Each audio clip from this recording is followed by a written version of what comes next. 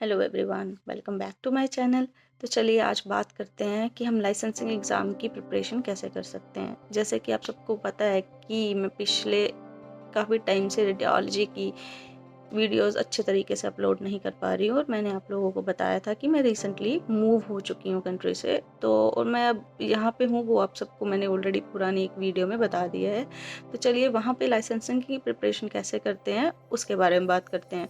तो CAMRT जो कि कनेडियन रेगुलेशन बोर्ड है रेडियोलॉजी के लिए, उसके लिए प्रिपरेशन करने से पहले आपको अपने डॉक्यूमेंट्स वगैरह रजिस्टर करने पड़ते हैं। आपको एलिजिबिलिटी प्रूव करनी होती है। तो वो रजिस्ट्रेशन के लिए आपको उनकी वेबसाइट पे जाना होता है और वहाँ पे जाके अपने डॉक्यूमेंट्स वगैरह अपलोड करने पड़ते हैं। तो वो आपको एलिजिबल बताते हैं कि आप एग्ज़ाम के लिए एलिजिबल हो। और वो एग्ज़ाम आई थिंक आप 4 बार ट्राई कर सकते हो और उसके लिए वो आपको आई थिंक 3 साल का टाइम देते हैं। तो उसके बाद तो हम कहाँ से स्टार्ट करें ये प्रिपरेशन करना। बेसिक जैसे कि हमें पता है कि हमें बेसिक नॉलेज तो होती है, हम कॉलेज से पास आउट होते हैं, थ्योरेटिकल की हमें नॉलेज होती है।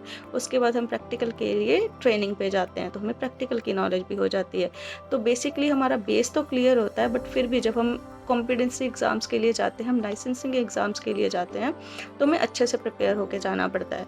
तो हमें बेसिकली स्टार्ट करना चाहिए कि एथिक्स क्या है उस कंट्री के। वहाँ पे मेडिकल में हम उस कंट्री के एथिक्स कैसे यूज़ करते हैं, वहाँ पे रूल्स क्या है, रेगुलेशंस क्या है, वहाँ पे हमें किस हिसाब से पेशेंट को ट्रीट करना है, बात करनी है, ये सब हर जगह डिफरेंट तरीके से मैटर करता है। जैसे इंडिया का अलग है, कनेडियन हॉस्पिटल्स का और कनेडियन रेडिएशन टेक्नोलॉजिस्ट का तरीका अलग है।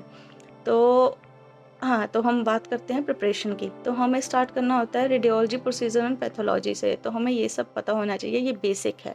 इससे पहले आता है एथिक्स।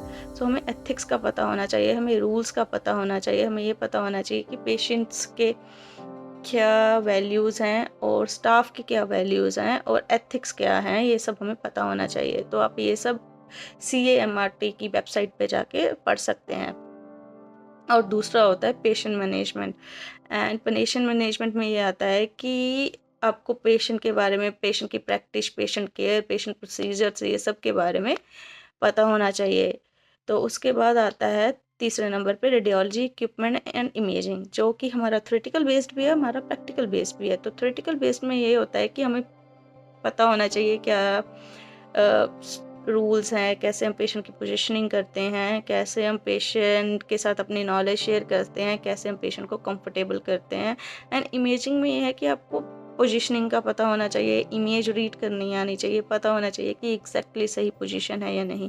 तो बेसिकली 3 हिस्सों में हम इसको डिवाइड कर सकते हैं। फर्स्ट आ जाता है हमारा रेडियोलॉजी प्रोसीजर एंड पैथोलॉजी, दूसरा आ जाता है हमारा पेशेंट मैनेजमेंट, तीसरा आ जाता है हमारा रेडियोग्राफिक इक्विपमेंट एंड इमेजिंग। तो इन सबसे पहले हमारा आता है एथिक्स, जो कि पेशेंट बेस्ड और स्टाफ लाइक कि टेक्नीशियन बेस्ड है। तो इन दोनों पे हमें फोकस करना भी बहुत ज़रूरी है। तो जैसा कि आपको पता है कि हर कंट्री के डिफरेंट रूल्स होते हैं, तो ये हमें पता होना चाहिए। तो सारे ही कॉम्पिटेंसी एग्ज़ाम्स बेस्ड होते हैं आपकी नॉलेज पे और आपने किस हिसाब से अपनी प्रिपरेशन की है। तो जैसा कि मैंने आपको बताया, CAMRT के लिए बेस्ट होगा कि अगर आप इसकी रजिस्ट्रेशन जब आप इस कंट्री में मूव करें या स्टडी करें, तो उस टाइम पे इसके रजिस्ट्रेशन के लिए स्टार्ट कर दें। बट इसके लिए 1 साल आराम से ले स्टडी करने के लिए और फिर जाके अपना फर्स्ट एग्ज़ाम दें, क्योंकि आपको ये स्टडी करना होता है। मुझे पता है कि नॉलेज हमें होती है, बट कई बार हम लोग भूल जाते हैं। मैं अपना बताऊँ तो मेरे साथ तो होता है। तो दूसरी बात ये है कि अगर आप इंडिया से यहाँ मूव करने का सोच रहे हैं, तो पहला ऑप्शन ये रखिएगा कि आप जिस भी कोर्स में आए, वो कोर्स मेडिकल से रिलेटेड हो।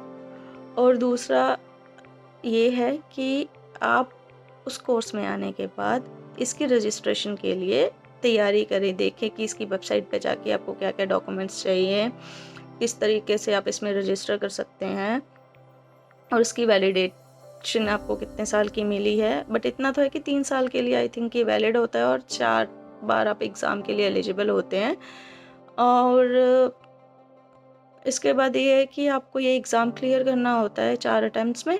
तो जिसके लिए आपको प्रिपेयर करना पड़ता है। तो कुछ बुक्स हैं जिसकी मैं आपको जानकारी इसकी डिस्क्रिप्शन में दे दूँगी, तो आप वो सब पढ़ सकते हैं अगर आप यहाँ आने का सोच रहे हैं और ये एग्ज़ाम देने का सोच रहे हैं।